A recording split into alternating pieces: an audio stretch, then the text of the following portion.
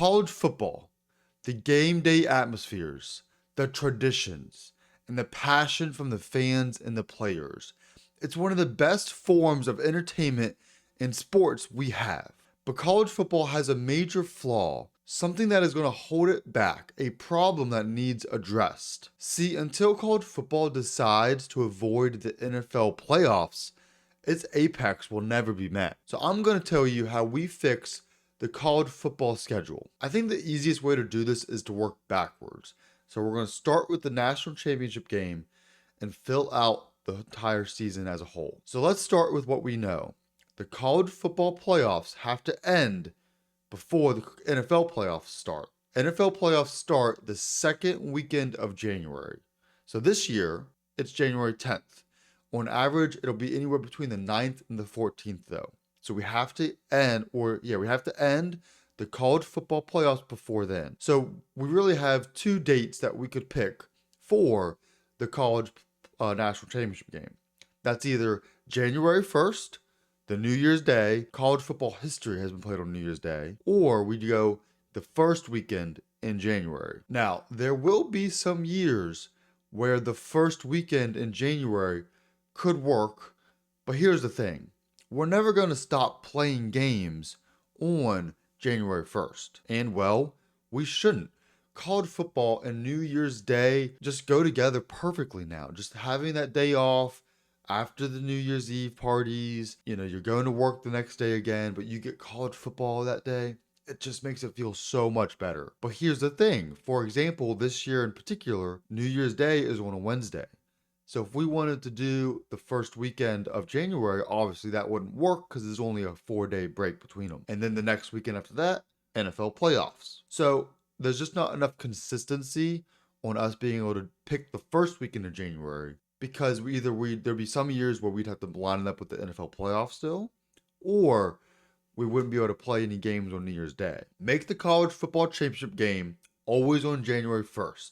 Just make it easy. It's a day that, again, everyone loves to watch college football on. Now, I do know this has been talked about a lot, the location of the championship game, and I'm not going to be talking about it too much because that's not the point of this video. But I do love the idea of the national championship game being played every year, January 1st in the Rose Bowl. It's the oldest bowl game. The stadium tradition is unreal.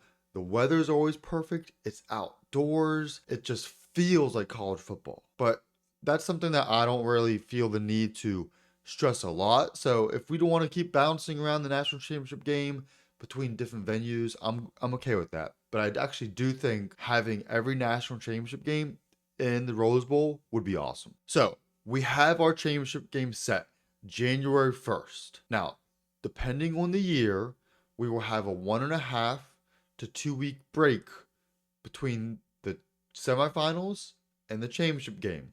So I'm going to be using this year as an example, but it just kind of depends what day of the week New Year's Day falls on. If it's early, mid of the week, we have more of a 1 week break, like this year. If the New Year's Day would be on a Friday or a Saturday, we'd have almost a 2 week break.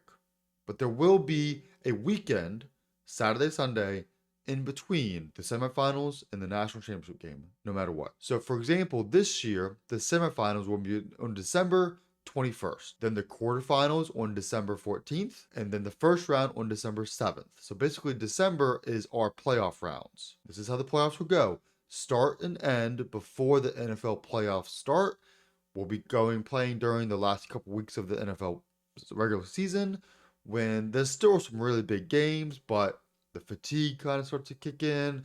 Some teams are already not really playing very hard. And obviously, the last weekend of the NFL season, a lot of teams don't play at all, or the starters don't play at all. Now, before we talk about the regular season schedule, which is not very complicated, but there's a few things I also want to add in on how to make college football even better. All playoff games, excluding the championship game, will be played on home turfs. There's no need for fan bases to travel 3 different times before the national championship game even gets here. I know the guys in the suits, the big companies, the big donors, the Orange Bowl, the Sugar Bowl, they want those games to be incorporated into the playoffs.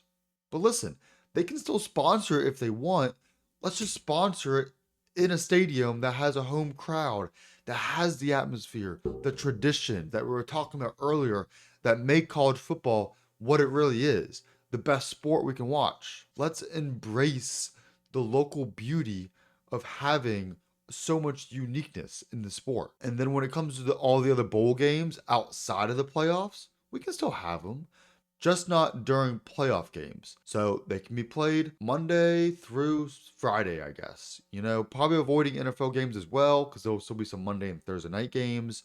But you can be played any day, anytime throughout the playoff schedule, just not on playoff games. I feel like last year, the first year of the 12-team playoff, we tried to lay out the playoff schedule around bowl games when it should be the opposite. Bowl games should be sprinkled around the playoff game schedule. We're also going to get rid of conference alignments with bowl games. There's no reason we shouldn't just pick like the two best teams that just missed the playoffs, have them, then the next two teams have them play, right? Like for example, last year, Bama, who was the first or second team out of the playoffs, played an unranked Michigan in a bowl game.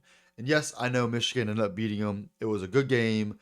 That can happen. But I feel like Bama probably should have played the next closest team outside of the SEC to making the college football playoffs. A Miami, an Iowa State, let's just get rid of the conference alignments with bowl games and have the best matchups we can down the board. Now we're on to the regular season. The conference championship game will be 1 week before the regular or the first round starts. Now, I know that some teams will be upset by not having a bye week or a week off between the conference championship weekend and the first round. Some teams will be punished for being good. But if you don't want to win your conference championship game, you can rest some starters if you really want to. But even though we're not going to be rewarding first round byes to teams anymore for just winning their conference, I still think if they go out and win their conference, the committee is more likely to give them a bye week than not. So again, we're using this calendar year as our first example. The conference championship game will be on November 30th. So then after that, we have 14 weeks of college football. 12 each team, 12 games, each team 2 byes, that's 14 weeks, and then we have one Army-Navy Bowl that we got to figure out where to put them. But the Army-Navy game has a problem now. With the 12-team playoffs, one of those teams can be a playoff contender. But having them play that game between the conference championship game and the first round just isn't practical. Because like last year, Army almost made it to the playoffs, so they would have won their conference championship game, had to go play versus Navy, and then go play the first round. Also, we need that extra week that Army-Navy usually is, because we're trying to get the season ended faster, because again, the whole point of this is to avoid the NFL schedule. So we are moving the Army-Navy game, but I'll explain that in just a second. So teams will still have flexibility when deciding when their first bye week is, but we have a mandatory bye week during week 12. As week 12, we will have the Army-Navy game. Why week 12, you ask? That's Veterans Day weekend. We take Veterans Day weekend and we give them the whole weekend to Army-Navy. It's still kind of celebrating the end of the college football season with them, even though we got a few games, but we give them the whole game. I know sometimes Veterans Day isn't on a weekend, so then we just kind of decide, do we want to have it the Saturday correlated with Veterans Day or have it actually on Veterans Day? I do think there could be problems with that sometimes, but November 11th, the weekend correlated with Veterans Day, will be all just Army-Navy, and the rest of the teams have a bye that lead up to the conference championship games in the playoffs. So basically, we can just fill out the rest of the calendar. November 30th, conference championship games. November 23rd, week 14. November 16th, week 13. November 9th, week 12, Army-Navy, bye week for everyone else. And these are all just the Saturdays correlated with that week.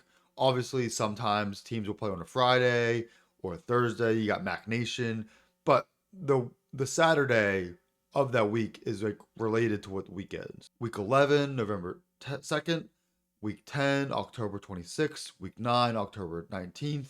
Week 8, October 12th. Week 6, 5th, 4th, and 3rd, September 28th, 21st, 14th, 7th, and then August 31st and August 24th.